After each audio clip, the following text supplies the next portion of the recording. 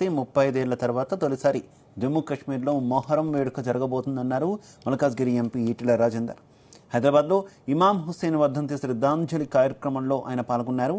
తెలంగాణలో 10 రోజుల పాటు పీర్ల పండుగ పేరుతో ఈ వేడుక ఘనంగా జరుగుతుందని గుర్తు చేశారు ఈటెల.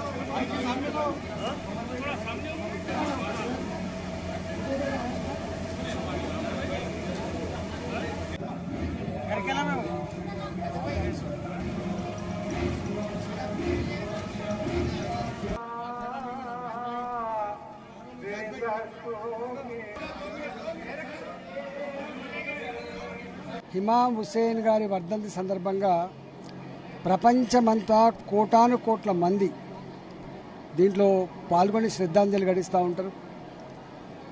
తెలంగాణ గ్రామీణ ప్రాంతాలలో ప్రజలకు తెలియకుండానే ఇమాం హుస్సేన్ గారి ఈ వర్ధంతి పీర్ల పండుగలో పెద్ద ఎత్తున పాల్గొని శ్రద్ధాంజలి ఘటించే సాంప్రదాయం కొనసాగుతూ ఉంది.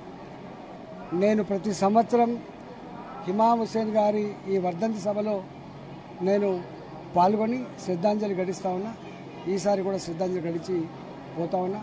భారతీయ జనతా పార్టీ ప్రతి సంవత్సరం ఈ దీంట్లో పాల్గొంటా ఉన్నా. ఈ శ్రద్ధాంజలిలో మొట్టమొదటిసారిగా ఆఫ్టర్ 35 ఇయర్స్ జమ్మూ అండ్ కాశ్మీర్లో Kiran Rijiju minority welfare minister కూడా దీంట్లో పాల్గొని ఇవాళ ఈ శ్రద్ధాంజలి కార్యక్రమంలో పాల్గొంటా ఉన్నాం.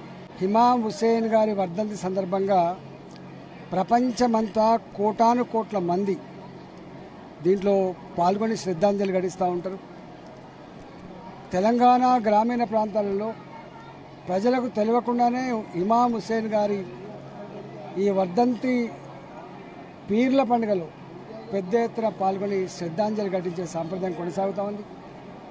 నేను ప్రతి సంవత్సరం ఇమాం హుస్సేన్ గారి ఈ వర్ధంతి సభలో నేను పాల్గొని శ్రద్ధాంజలి ఘటిస్తూ ఉన్నా.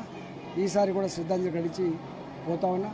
భారతీయ జనతా పార్టీ ప్రతి సంవత్సరం ఈ దీంట్లో పాల్గొంటా ఉన్నా. ఈ శ్రద్ధాంజలిలో మొట్టమొదటిసారిగా ఆఫ్టర్ 35 ఇయర్స్ జమ్మూ అండ్ కాశ్మీర్లో Kiran Rijiju minority welfare minister కూడా దీంట్లో పాల్గొని ఇవాళ ఈ శ్రద్ధాంజలి కార్యక్రమంలో పాల్గొంటా ఉన్నాం. ఇమాం హుస్సేన్ గారి వర్ధంతి సందర్భంగా ప్రపంచమంతా కోటాను కోట్ల మంది దీంట్లో పాల్గొని శ్రద్ధాంజలి ఘటిస్తూ ఉంటారు.